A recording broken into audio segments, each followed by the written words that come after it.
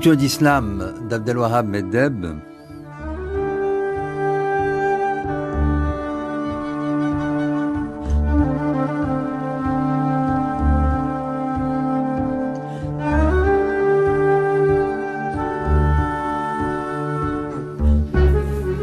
Michel Orcel, je suis heureux de vous recevoir. Ce n'est pas la première fois que je vous reçois dans Culture d'Islam. Je vous avais déjà reçu notamment lorsque vous avez traduit cette œuvre monumentale de la Jérusalem délivrée du TASS. Jérusalem délivrée, donc l'islam était un des acteurs de ce texte. Vous revenez d'ailleurs dans l'actualité littéraire au TASS, puisque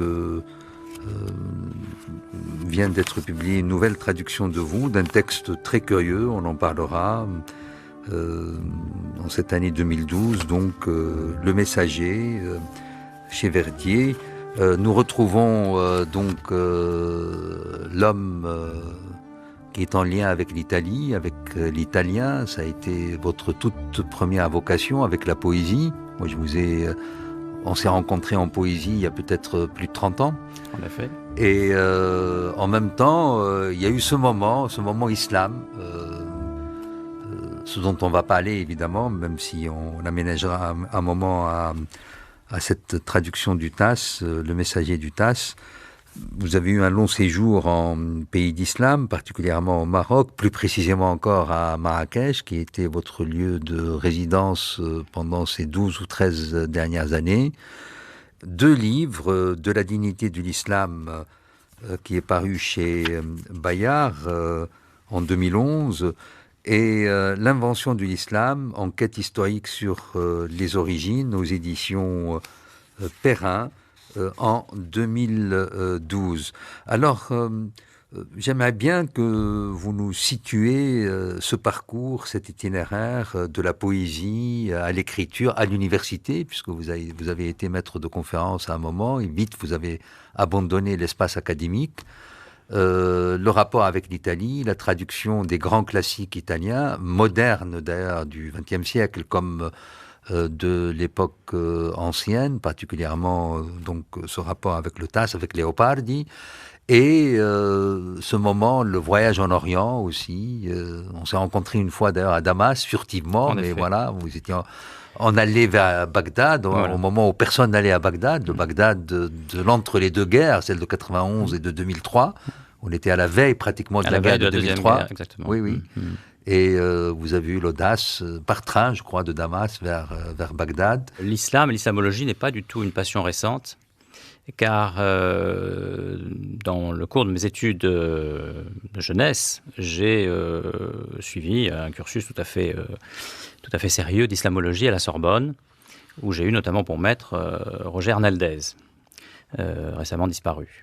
Qui lui était spécialiste surtout de philosophie de langue arabe. Il était spécialiste de philosophie de langue arabe, c'est d'ailleurs ce que j'ai appris avec lui, et il était spécialiste pour ce qui nous intéresse, nous, c'est-à-dire plutôt le soufisme, de Razali, mais on faisait également de l'histoire. Hazm, il a un livre sur exactement. Et puis il approche Averroès aussi quand même. Oui, il a fait un livre d'ailleurs sur Averroès, Sacré Averroès, qui est d'une grande précision philosophique, d'ailleurs c'est un livre très intéressant. Voilà, donc si vous voulez, c'est une passion ancienne également, que j'ai mis de côté en quelque sorte pendant de longues années pour me consacrer à l'Italie, et puis qui à la faveur d'un voyage au Maghreb, finalement est rené. Voilà. Et René m'a entraîné effectivement dans un deuxième temps à aller en Égypte et puis à traverser le Moyen-Orient, aujourd'hui si terriblement meurtri. Duquel d'ailleurs vous êtes venu avec un livre, votre voyage en Orient. Voilà, qui s'appelle Le Voyage dans l'Orient prochain, qui est une sorte de voyage à la fois très très concret, très géographique, matériel, et en même temps qui se met dans les pas de Nerval, si je puis dire, toute proportion gardée. Voilà, donc il y a aussi une dimension, si vous voulez, spirituelle, si je puis dire, puisque je suis allé là-bas, je suis allé sur les traces de Saladin, qui était un personnage qui me fascinait, et également sur toutes les tombes de saints soufis que j'ai pu rencontrer sur ma route. Donc c'est une sorte de voyage de tombe en tombe, mais qui n'est pas un voyage, qui est un voyage assez triste au fond et assez... s'il m'arrive de le relire, je le trouve un peu impressionnant, mais précurseur aussi de la situation d'aujourd'hui. Je crois que la tristesse qui voile ce voyage était fondée, malheureusement. Tristement fondée. Alors à Damas, évidemment, le tombeau de Ibn Arabi. Voilà, on s'est rencontrés, vous et moi, à Damas. Vous m'avez d'ailleurs, vous qui étiez déjà un bon connaisseur du monde damascène, vous m'avez piloté, je me rappelle, dans de hauts lieux. Et effectivement, je suis allé au moins 2 ou 3 fois sur la tombe d'Ibn Arabi, qui a été aussi et qui reste d'une certaine manière la tombe d'Abdelkader, l'émir de l'indépendance algérienne. Même si la tombe est vide. Même si la tombe est vide, puisque les Algériens... C'est un peu christique, le tombeau vide. Et c'est très très beau d'une certaine manière, parce qu'on continue à vénérer sa tombe comme s'il était là. Et ses cendres ont été transportées. On ne sait pas. J'ai envoyé une de nos amies que vous connaissez, marocaine, un jour, elle partait à Alger, je lui ai dit, essaye de trouver la tombe d'Abdelkader, et il paraît qu'elle ne l'a pas trouvée, m'a-t-elle dit. Non, mais il y a eu officiellement quand même le Il y a eu une translation officielle, oui, bien sûr, il y a eu une translation officielle, mais maintenant, trouver la tombe d'Abdelkader semble une chose difficile à Alger. Bon. Ce que je dirais simplement, c'est que j'ai eu la chance de rencontrer le directeur de Perrin il y a environ 2 ans et demi, 3 ans, un personnage tout à fait extraordinaire, Benoît Hiver, et au cours de nos conversations, l'idée est venue d'un livre sur les origines de l'islam, mais les origines non pas telles qu'elles sont vues par la tradition musulmane, parce que la tradition musulmane, comme l'Église, comme le judaïsme, a son histoire, n'est-ce pas, officielle, son dogme, son canon, vous le savez aussi bien que moi. Mais les origines vues à travers les yeux d'un savant occidental qui serait archéologue, épigraphe, linguiste, bon. L'idée de ce livre est née de cette rencontre avec Benoît Hiver et je me suis mis au travail, c'est-à-dire que j'ai pu d'abord commencer à faire un travail qui puisse me permettre de répondre à des questions que je me posais réellement. Hein. Et deuxièmement, au cours de ces recherches, j'ai découvert qu'il existait un courant extrêmement violent, islamophobe, dans une extrême droite essentiellement catholique. Et j'ai été tellement choqué par des choses que j'ai lues ou par soit des attaques frontales, si vous voulez, des attaques frontales de religion à religion. Ou insidieuses. Ou alors frontales, soit sur le plan théologique, les musulmans n'ont pas le même Dieu que nous, ou alors la morale, vous savez, vieux couplet, le prophète libertin, polygame, lubrique, pédophile, même on dit, enfin aujourd'hui, bref. Voilà. Et puis alors, il y a aussi une islamophobie qu'on dit aujourd'hui savante, d'ailleurs. Vous savez, vous connaissez cette querelle qui a été déclenchée par le livre de Guggenheim qui s'appelle Aristote au Mont-Saint-Michel, auquel a par bonheur répondu Alain de Libera et tout un groupe de gens beaucoup plus savants que Guggenheim.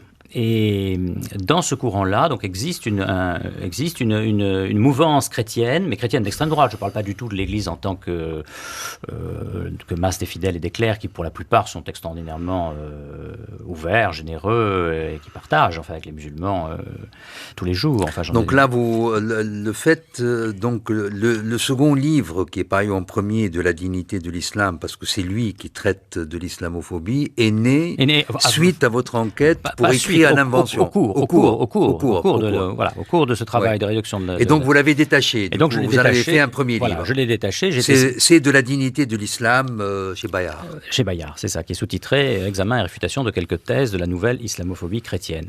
Voilà.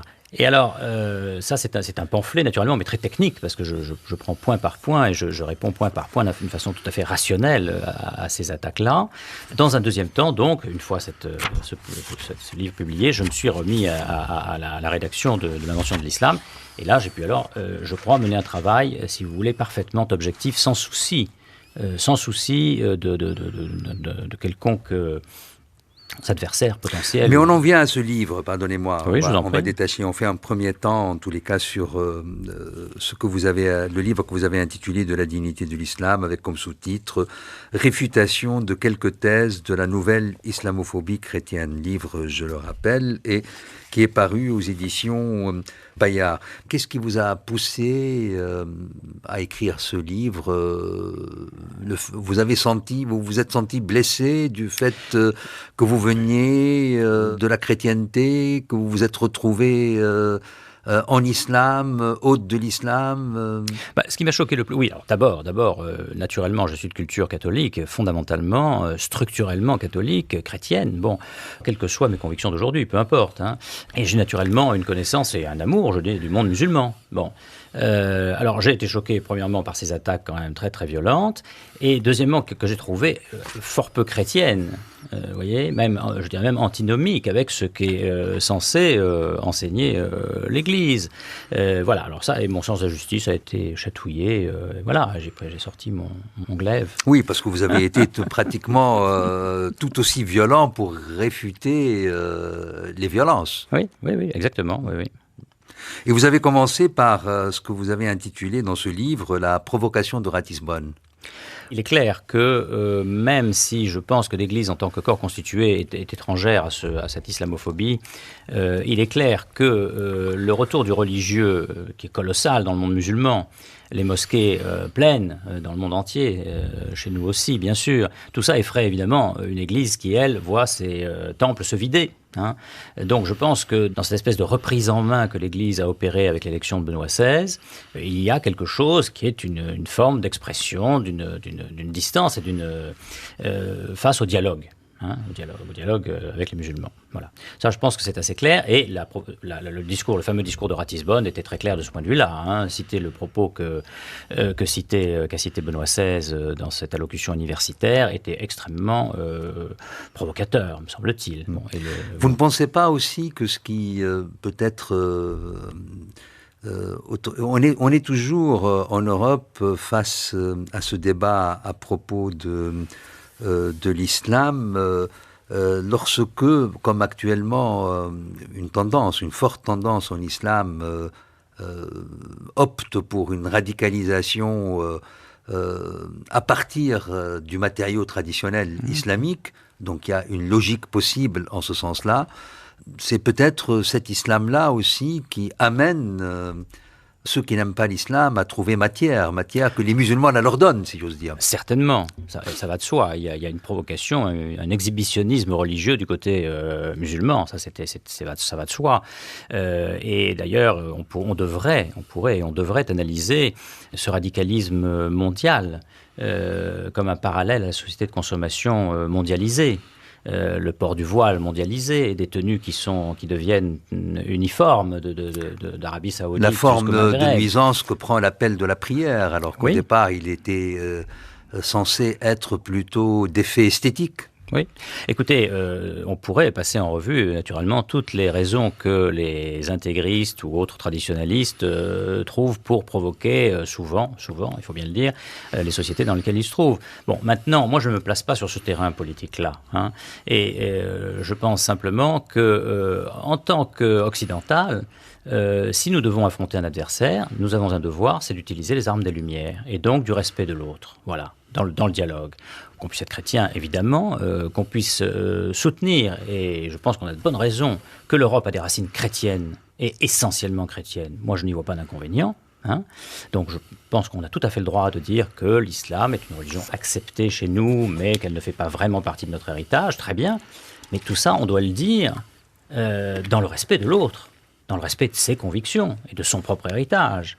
Parce que vous-même, dans votre vie et pratique de l'espace islamique, vous avez rencontré un autre islam dans lequel vous ne reconnaissez pas la manière avec laquelle l'islam est réduit par ses multiples discours, surtout lorsque ces discours se veulent savants. Écoutez, l'islam a beaucoup changé en 10-15 ans. Le visage de l'islam a changé. Hein. Disons en 30 ans. Hein. Oui, 30 ans si vous voulez. Les 30 dernières années. Chez nous et dans les pays musulmans, très curieusement quand même. Alors, c'est une affaire si compliquée qu'il est difficile d'en parler en quelques minutes. Parce que comment, par exemple, désintriquer l'hyper-modernisme des pays du Golfe avec le radicalisme religieux ? qui finalement marchent très bien ensemble. Et la manière avec laquelle ils l'imposent au monde entier. Voilà, par leurs médias, par leur puissance médiatique, par les satellites. Ils ont métamorphosé le sens commun islamique. Tout à fait. Par exemple, aujourd'hui, le wahhabisme, qui a toujours été considéré dans l'islam comme une secte, vous le savez comme moi, comme une secte vraiment hérétique, est devenu la référence et comme le dogme prétendu de l'islam, alors qu'il n'a pratiquement rien à voir avec l'islam. Enfin, c'est très impressionnant et je pense que ce sont des questions vraiment cruciales, seulement qui mettent en jeu des origines si compliquées ou si puissantes. Imaginez simplement le rapport économique qui existe historique et économique qui existe entre les États-Unis et l'Arabie Saoudite. Bon.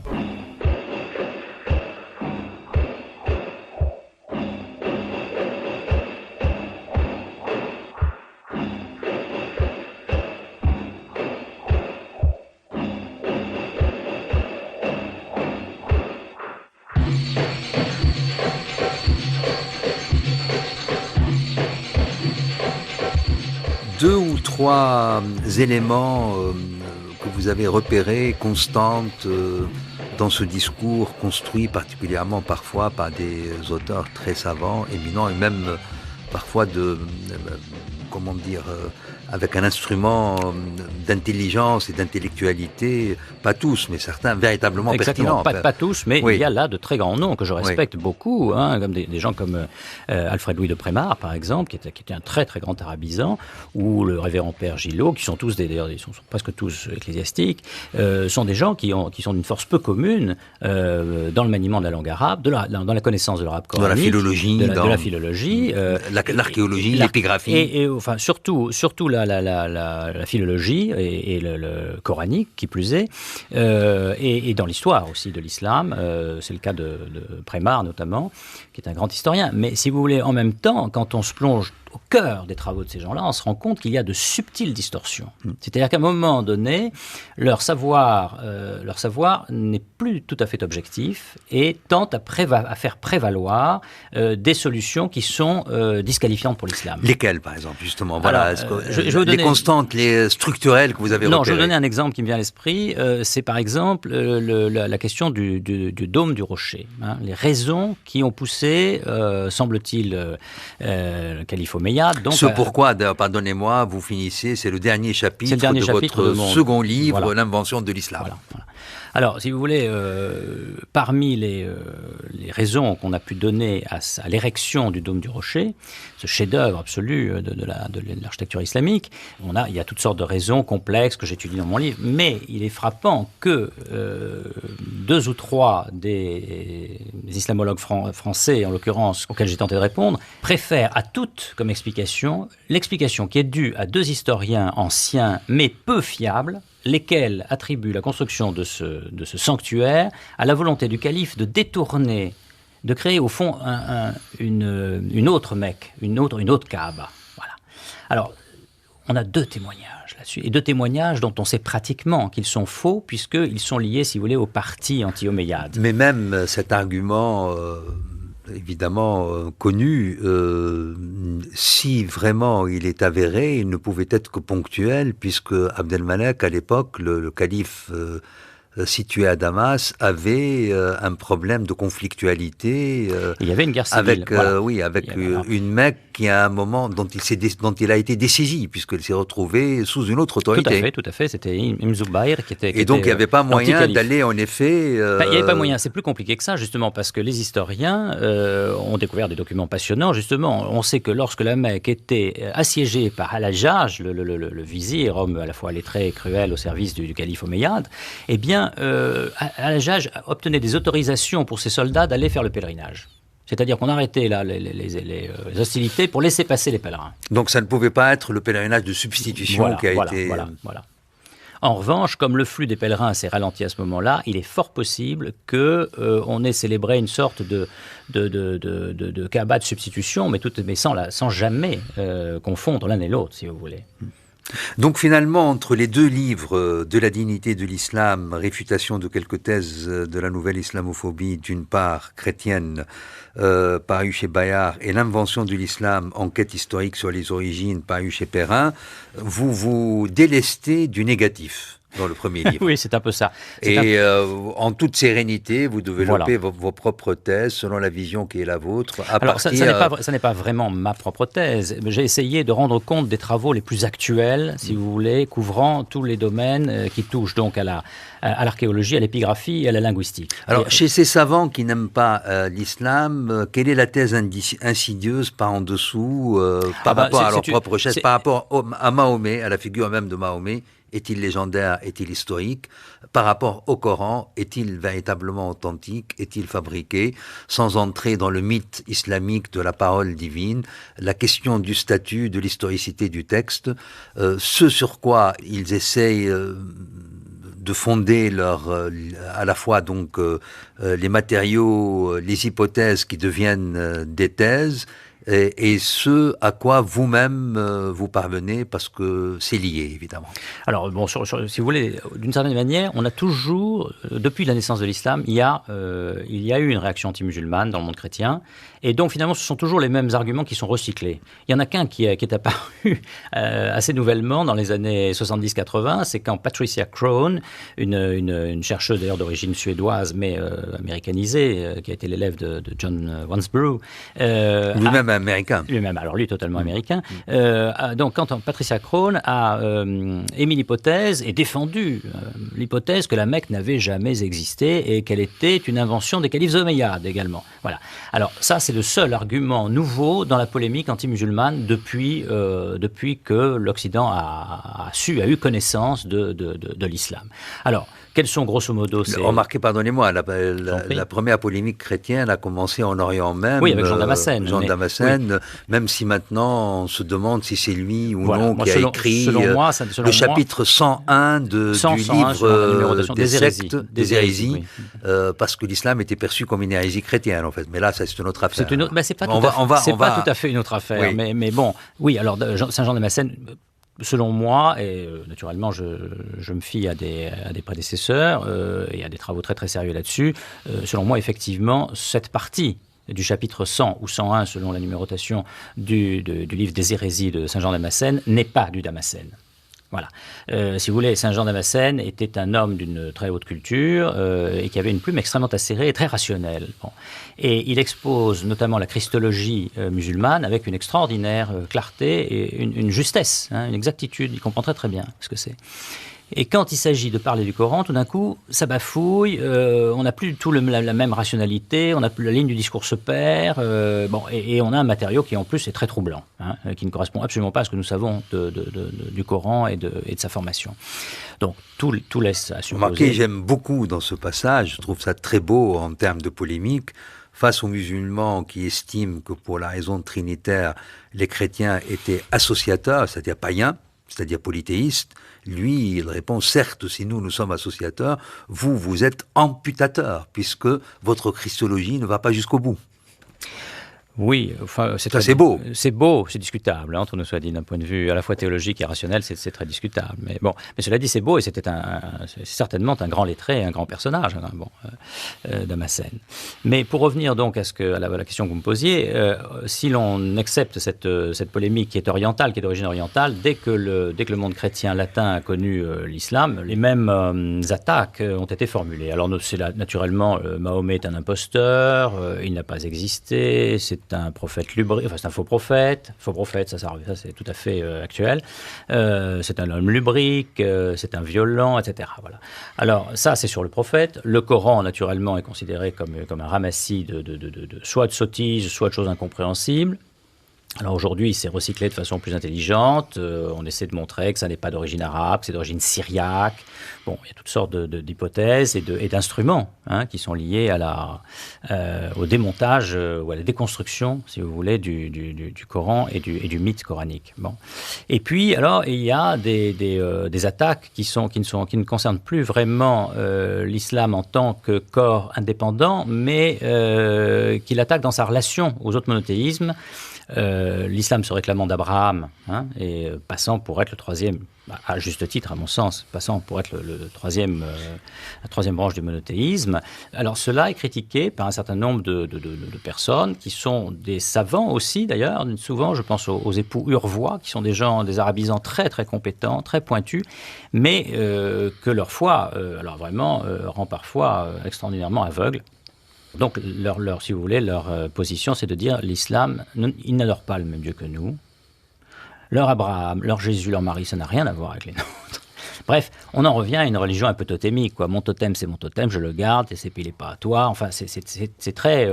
et là, laissez parler le psychanalyste que je suis, c'est assez pulsionnel, je dirais. Voilà, on revient à des choses qui sont en deçà de la raison. Hein, en deçà du discours rationnel et a fortiori théologique.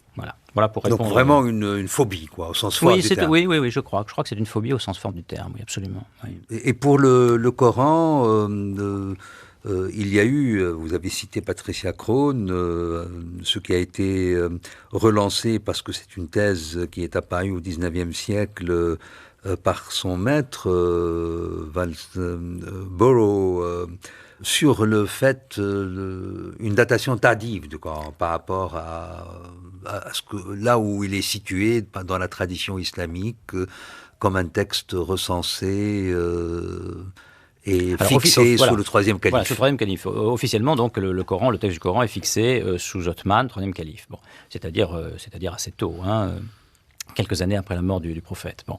Alors maintenant, effectivement, la déconstruction islamologique occidentale est allée très loin, puisqu'effectivement, dans la personne de John Walsborough... Dans le meilleur des cas, du début 9e siècle, c'est ça? Walsborough est du 20e, mais là, ça a commencé, ça a commencé avant. Le Coran va être situé...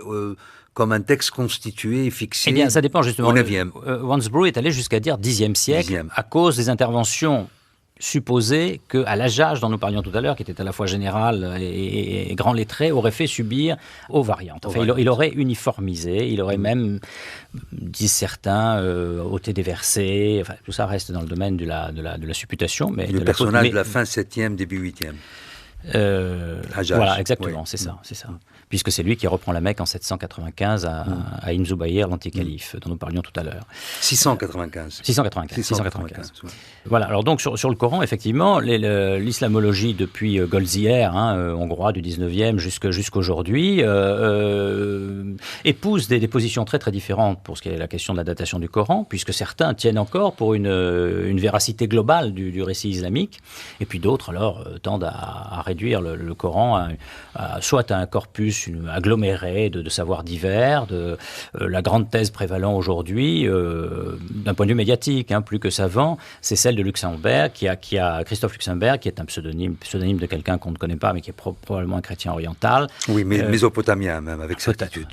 Peut-être, qui lui a repris les arguments d'Alphonse Mingana, prêtre chaldéen qui s'était réfugié en Angleterre, selon lequel le Coran aurait une origine syriaque, serait en fait, le cœur du Coran serait la traduction en arabe d'un lectionnaire syriaque.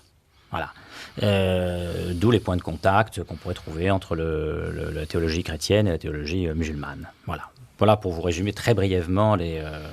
Maintenant, à mon sens, une grande partie de ces querelles sont potentiellement détruites par la découverte des manuscrits de Sanaa. Vous savez qu'en 1965 et surtout en 1972, on a fait des découvertes considérables. Ça a commencé en 1965, après une inondation. Les pluies diluviennes qui sont abattues sur Sanaa, sur le Yémen. Bon, ça arrive souvent en Arabie, contrairement à ce qu'on imagine. Et la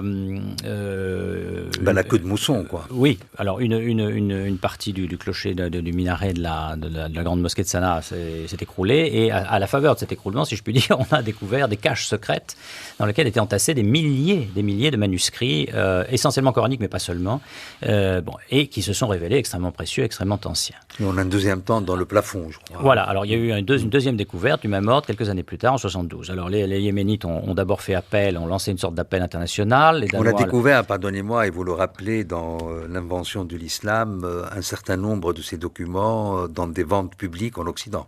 Oui, semble-t-il. C'est-à-dire que dans la première découverte. Pour la première découverte en 65, il semble que le conservateur ait revendu subrepticement des exemplaires qui se sont retrouvés dans des grandes ventes internationales, notamment chez Sotheby et Christie's, semble-t-il, sous réserve. Dans un deuxième temps, alors, les autorités yéménites se rendent compte qu'elles ont là un trésor considérable et font appel à une aide internationale. Les Danois leur proposent leur aide, mais sous réserve que les manuscrits soient envoyés au Danemark. Alors là, les Yéménites refusent. Refusent pourquoi? On ne sait pas très bien. Soit parce qu'ils ont trop de respect pour leur patrimoine religieux et culturel, soit parce qu'ils se méfient, peut-être. Bon. Finalement, c'est l'Allemagne qui envoie une mission.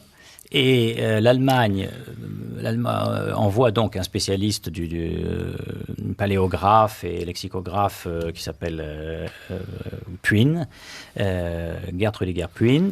Et malheureusement, ce personnage, très vite, met le pied dans le plat et dit « Mais vous savez, c'est une bombe parce qu'en fait, il y a beaucoup de palimpsestes. Et sous le texte coranique que nous voyons, il y a d'autres textes qui n'est pas le même. » Voilà. Alors, tout ça est tout à fait passionnant, mais ce qui est très très troublant, c'est que Puin et ses acolytes ont travaillé à partir des années 80. Et qu'aujourd'hui, en 2012, nous n'avons pratiquement aucun article universitaire, aucun article scientifique qui sont très peu, disons. Et puis alors, il y a des choses qui restent encore mystérieuses.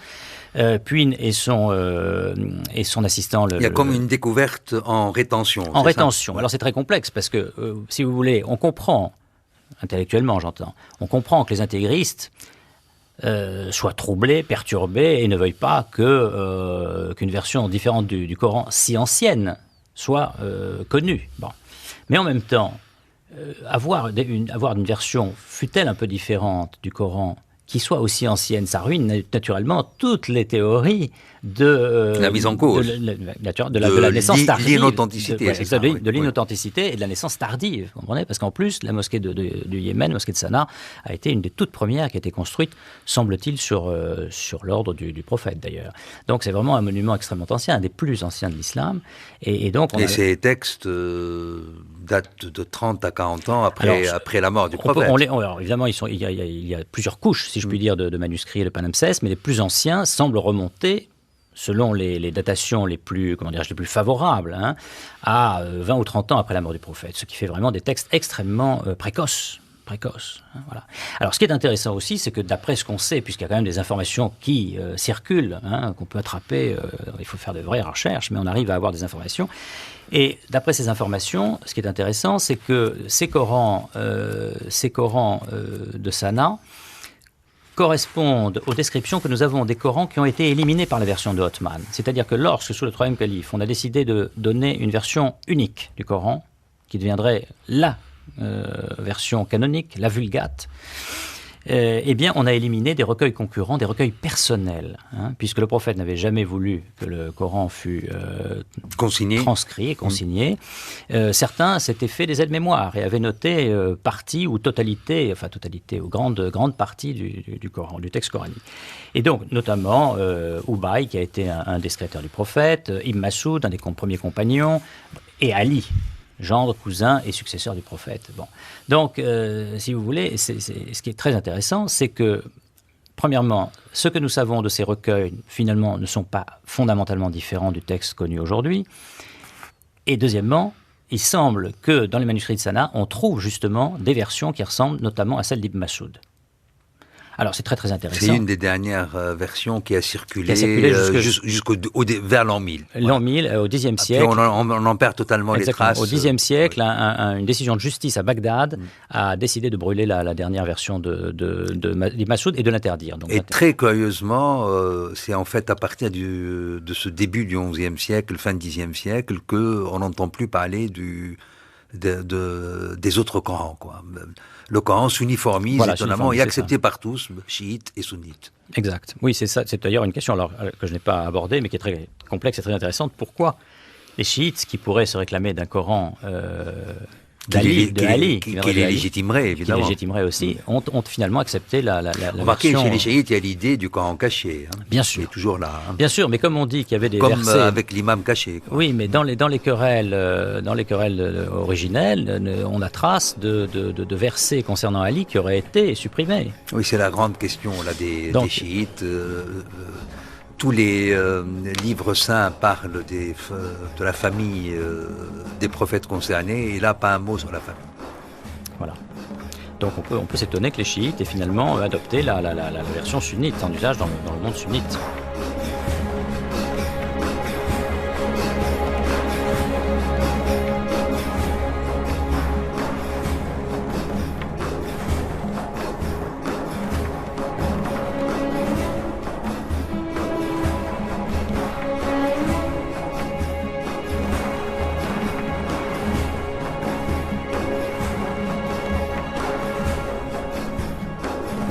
Dites-moi, Michel Orcel, je suis quand même pas en énigme moi-même. Hein. Vous avez un des titres de votre deuxième chapitre, Les énigmes du Coran. Là, on en a un peu parlé dans votre invention de l'islam.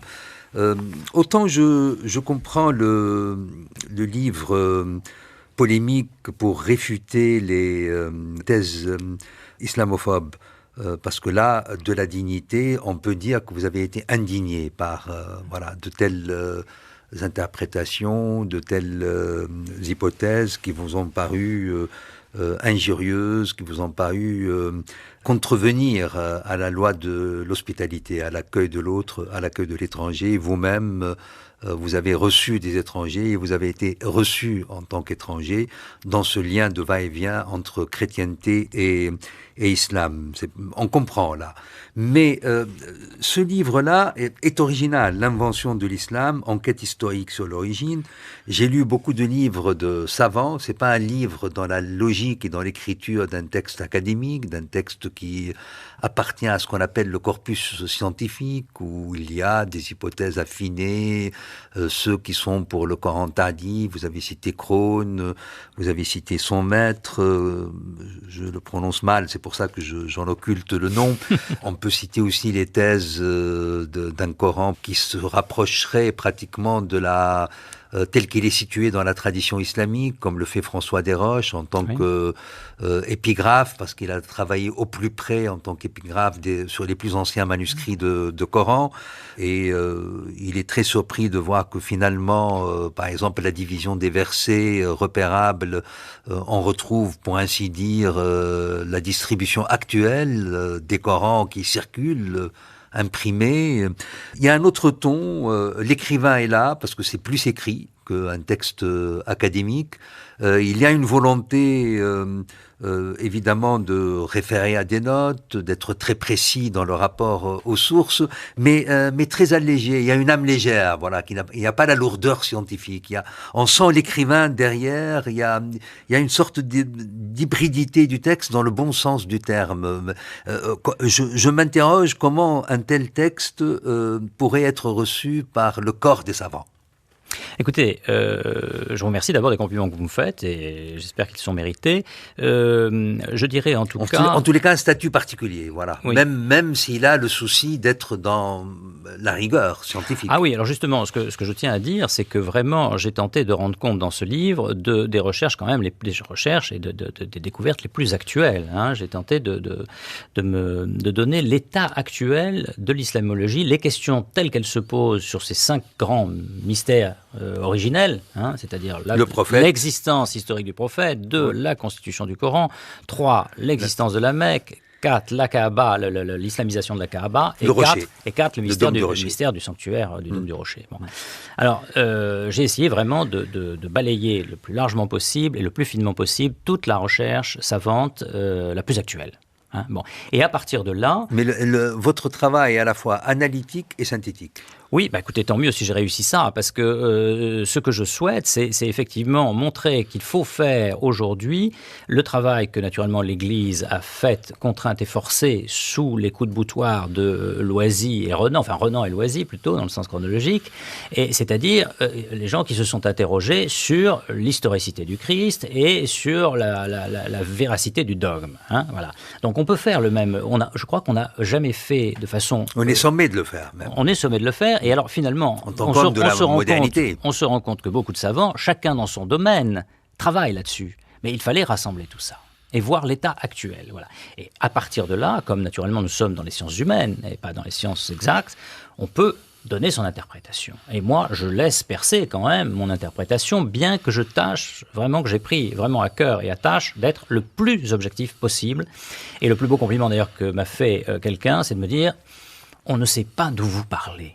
Mais oui. Heureusement. Mais heureusement. C'est ce vers quoi je voulais en venir. Je tournais autour du pot, comme on dit, mais c'est ce que je voulais dire. Écoutez, c'est un compliment magnifique. Ça veut dire que j'ai réussi à transmettre un savoir sans y mêler mes propres passions. Alors, en revanche, j'ai naturellement, d'un point de vue rationnel et scientifique, des préférences. Mais Michel Orcel, la raison du texte, parce que d'évidence, c'est un texte, et ce que vous n'êtes pas d'ailleurs, qui n'appartient pas à quelqu'un qui est lié à une institution. Aucune. Et c'est très très rare ce type de texte pour des gens qui ne sont pas payés. Dans la vie professionnelle n'est pas ce type d'investigation. Soit on a des essais, l'essai de l'écrivain, totalement libre, affranchi des sources. Le poète N, par exemple, parfois romantique allemand, parlant de choses qui appartiennent à l'espace du savant, mais pas en tant que savant. Mais là, la raison qui vous a conduit pour essayer de parvenir à la vérité, entre guillemets. Alors, écoutez, je crois que tout à l'heure, quand vous m'avez très aimablement interrogé sur mon parcours, je pense avoir dit combien l'islam avait été quand même une thématique, une question, et même vraiment importante. Qui vous a concerné. Qui m'a vraiment concerné, oui, voilà, ça m'a vraiment passionné. Bon. Donc la vérité de l'islam concerne votre propre vérité. Alors, ensuite, je vous l'ai dit, après une vingtaine d'années consacrées à l'Italie essentiellement, je me suis établi au Maroc pour une dizaine d'années, à peu près presque 12 ans. Bon, et donc j'ai eu affaire au monde musulman tous les jours. Enfin, j'étais des amis là-bas, et puis nous avons parlé tout à l'heure de mes voyages. Bon, tout ça m'a interrogé beaucoup, et j'ai voulu en savoir davantage et avoir un regard, et tenter d'avoir le regard le plus juste possible sur les origines de cette religion qui a exercé très longtemps sur moi, je dois dire, une fascination qui est d'ailleurs partagée par beaucoup de gens, si vous voulez, depuis très très longtemps. Songeons à Nerval, à Massignon, enfin à tous les gens qui ont été fascinés par l'islam pour une raison ou pour une autre. Hein. Introduit donc de l'historicité pour essayer d'établir une vérité possible en sortant de tous les a priori que vous avez évacués dans l'autre livre pour les avoir réfutés. Alors allons maintenant positivement vers les choses, suivons pas à pas les 5 jalons que vous avez établis, qui scandent le parcours du livre. Même si on a un peu parlé du prophète, même si on a un peu parlé du Coran, on en parlera moins forcément, même si on a un peu évoqué la coupole, le dôme du rocher. Commençons donc pas à pas en suivant votre livre, le prophète dans l'histoire. Je rappelle simplement que pour situer le prophète dans l'histoire, vous sollicitez, non pas parce que c'est censé connu la documentation officielle de la tradition islamique, telle qu'elle a été, ce qu'on appelle la sira. Oui. Je crois que les gens entendent le terme maintenant. La sira, ça veut dire la biographie du prophète, la biographie officielle, les hadiths, les traditions, comme science d'ailleurs traditionnelle propre à l'islam. Mais comme le fait Alfred Louis de Prémar et beaucoup d'autres, mais vous élargissez les sources, vous accordez une très grande place aux sources non musulmanes. Oui, alors justement, l'important est la chose suivante, c'est que toute la science religieuse musulmane repose, hormis le Coran, sur lequel nous laissons de côté pour l'instant, repose sur un ensemble, sur 2 corpus que vous venez d'ailleurs d'énoncer. Le premier, c'est la Sira, c'est-à-dire la Sira Nabawiya, c'est-à-dire la biographie du prophète. Et sur l'ensemble, l'autre ensemble très important, le hadith... La somme des 10 effets. Voilà. Alors, le hadith, c'est les gestes et propos du prophète ou des compagnons les plus proches. Ça représente une masse, vous le savez très très bien, considérable, dans laquelle il y a eu énormément de faux. Et ce sont surtout, sira et hadith, ce sont deux corpus qui sont très tardifs. C'est-à-dire ils datent pratiquement du 9e siècle. Oui. Dans le meilleur cas, 1 siècle et demi plus après la mort du prophète. Oui, presque 2 siècles après la mort du prophète. Donc, pour un savant occidental, quelle valeur accorder à un matériau qui se fonde sur une transmission purement orale et qui n'est appuyé sur aucun document épigraphique, littéraire, épigraphique ou archéologique? C'est un vrai problème. C'est le problème d'ailleurs qui se pose pour le Christ, pour les évangiles et pour le Christ, sur lequel nous n'avons également aucun document archéologique et épigraphique. Vous vous rappelez qu'il y a quelques années, il y a très peu d'années, on a cru trouver une inscription qui aurait attesté la mort du Christ, et elle était fausse, c'était un faux. Voilà. Alors, donc, il faut travailler autrement. Donc, qu'est-ce qu'on fait? Alors, d'abord, on cherche dans le corpus de la littérature musulmane non officielle, parce qu'il y a des récits, il y a d'autres récits qui ont circulé, on retrouve par-ci par-là des bribes d'autres histoires, et puis surtout on consulte les autres sources contemporaines, sources syriaques, sources araméennes, sources grecques. Arméniennes. Et arméniennes, bien sûr. Alors, et là on se rend compte qu'il y a des textes passionnants, et qui tout d'un coup attestent, encore une fois dans le cadre des sciences humaines, et donc non vérifiables, mais qui attestent vraiment à 90% de l'existence historique du prophète, et fait plus curieux, qui correspond globalement, à ce que dit l'islam. C'est-à-dire que le prophète a été d'abord marchand, avant de recevoir la révélation, avant de devenir prophète, et qu'il a fait un apostolat, etc. Et qu'il a été aussi un chef d'État et un chef militaire. Voilà. Et ça, ce sont des textes qui sont, il y en a 3 ou 4, qui sont importants. Il y a un texte qui s'appelle la Doctrina Jacobi, ou Jacobi, également appelé Didascalie de Jacob. C'est un texte grec contemporain de la mort du prophète. Oui, mais il est question de juifs, surtout. Alors, c'est en fait un texte chrétien, c'est un texte chrétien d'apologétique chrétienne, qui prend comme personnage des juifs, se convertissant au christianisme, n'est-ce pas, et qui entendent parler de ce nouveau prophète. Et le texte va dire c'est un faux prophète, au fond. Mais ce qui est intéressant justement aussi dans ce texte, c'est non seulement qu'il nous parle de Mahomet, mais qu'il atteste que les Juifs de l'époque, du Moyen-Orient, ont été fortement tentés, de penser que Mahomet était le prophète attendu qui restaurerait Israël. Et ça c'est quand même extraordinaire, parce que je pense que c'est un des éléments sur lesquels on doit impérativement fonder l'idée d'un socle commun, et ruiner la thèse du choc des civilisations, à mon sens. Si vous voulez, si j'avais une conclusion à tirer de ce travail de près de 3 ans sur ces sujets-là, c'est que le choc des civilisations existe peut-être en surface, mais qu'au fond, il n'y a aucun doute... Qu'alimente évidemment l'islamophobie, l'islamophobie savante, réfutée dans De la dignité de l'islam par notre invité, Michel Orcel. Mais que sur le fond, donc, vraiment, le socle commun est indéniable.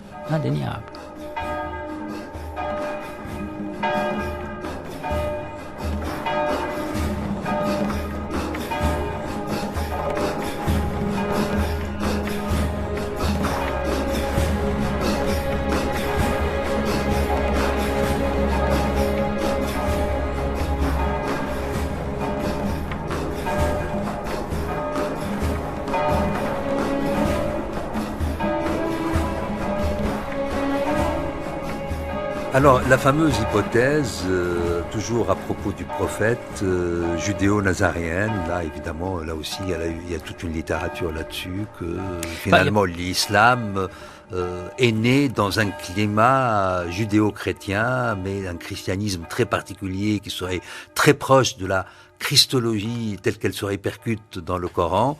D'ailleurs, vous faites la distinction sur le fait que dans le Coran, on ne parle jamais de messiaïne, c'est-à-dire messianique, la manière avec laquelle les chrétiens en Orient de langue arabe s'autodésignent, mais plutôt des Nazaréens, Nasara. Nazara, oui. Donc cette hypothèse judéo-nazarienne.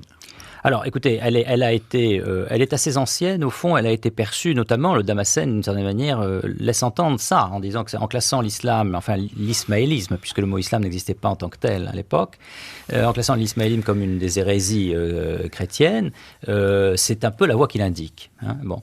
Donc c'est une vieille hypothèse, mais qui n'a jamais été exploitée comme elle devait l'être, et qui a été assez récemment par des islamophobes, et alors donc dans un but purement agressif, purement contradictoire.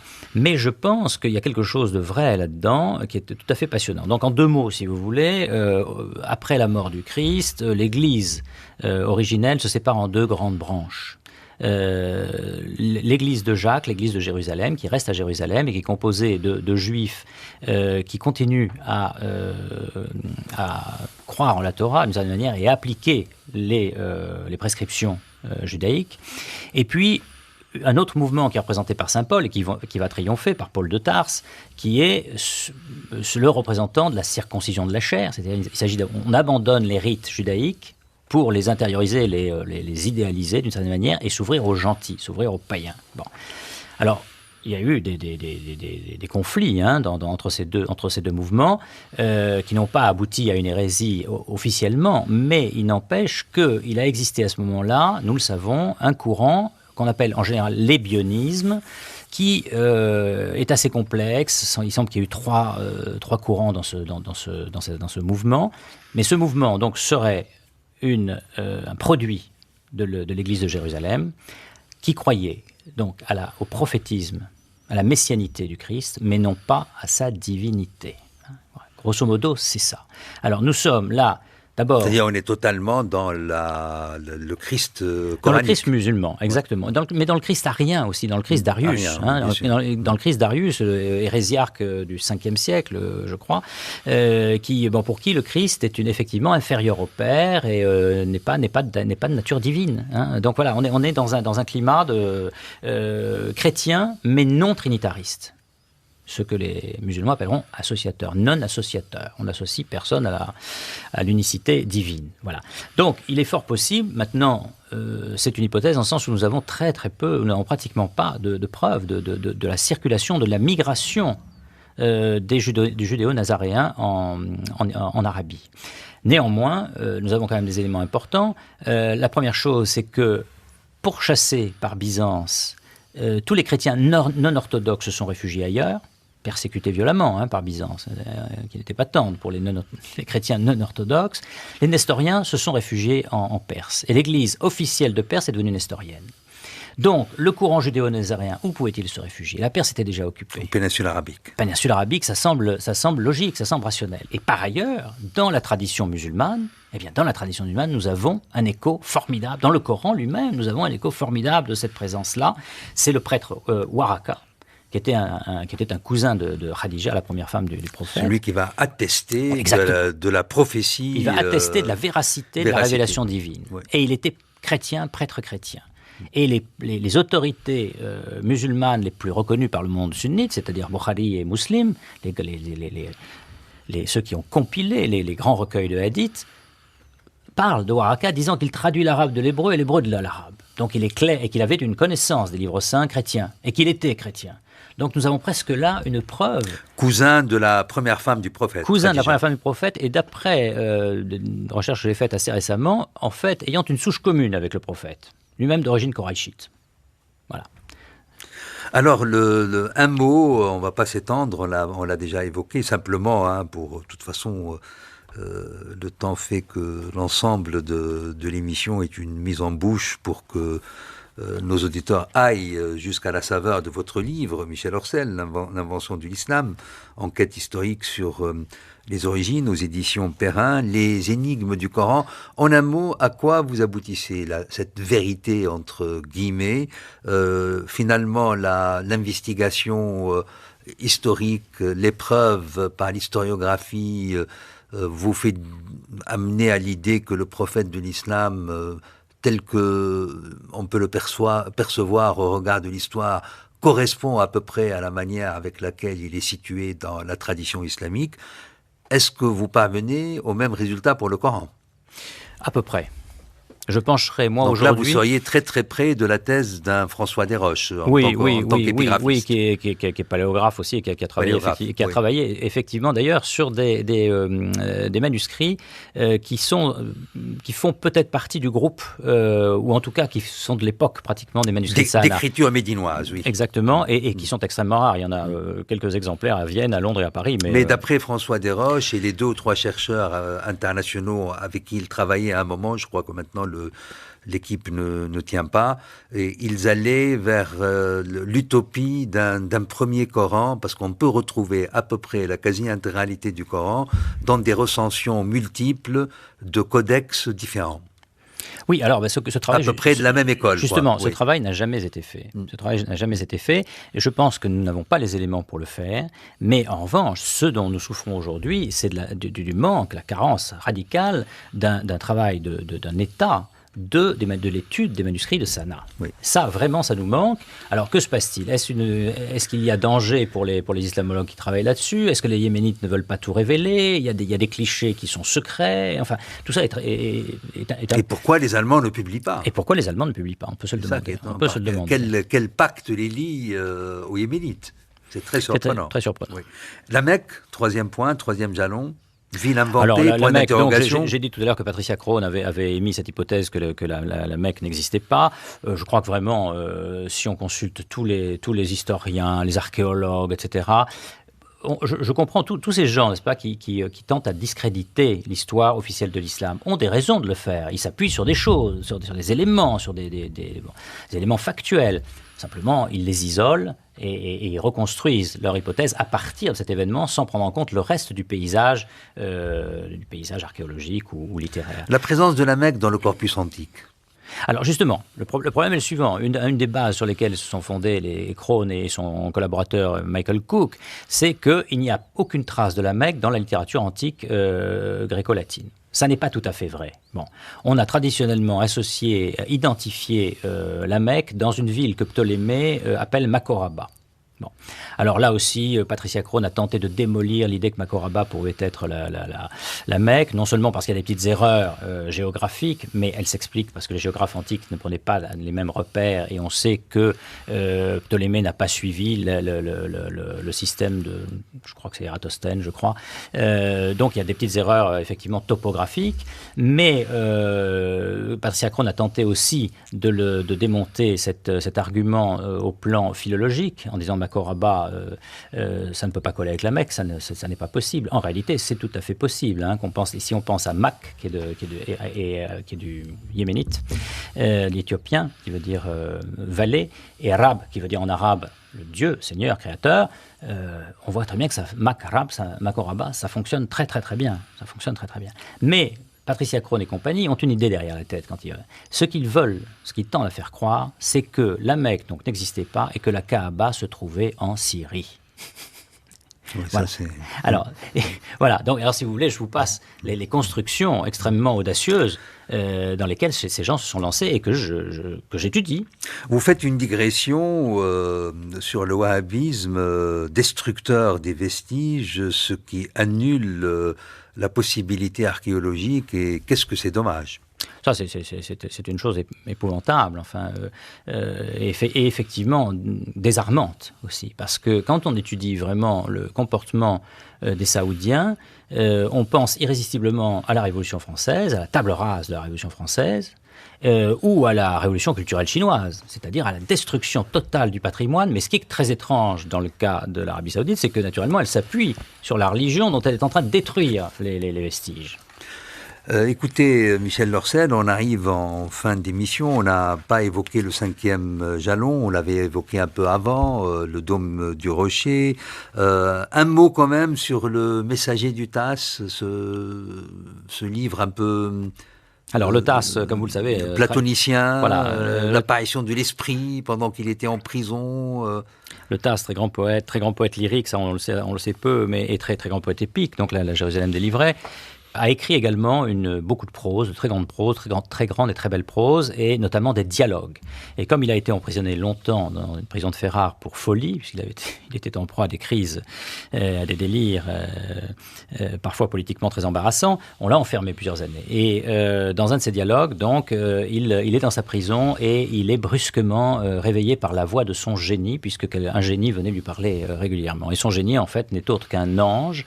Peu à peu, il va l'interroger sur son identité et sur sa réalité substantielle ou insubstantielle. Et l'ange va lui enseigner, au fond, la cosmologie, la cosmogonie néoplatonicienne, celle qui conduit à Dieu par des voies intermédiaires.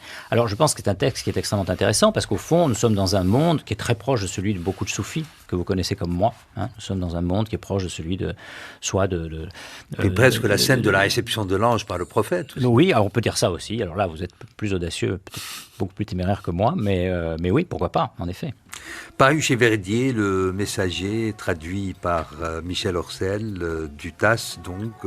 Merci Michel Orcel. Je rappelle le titre surtout de L'invention de l'islam, enquête historique sur les origines, paru aux éditions Perrin. C'était Culture d'Islam d'Abdelwahab Medeb, coordonné par Dominique Compétissa, le son étant assuré par Célia Dufour, la réalisation et la mise en onde par François Connac.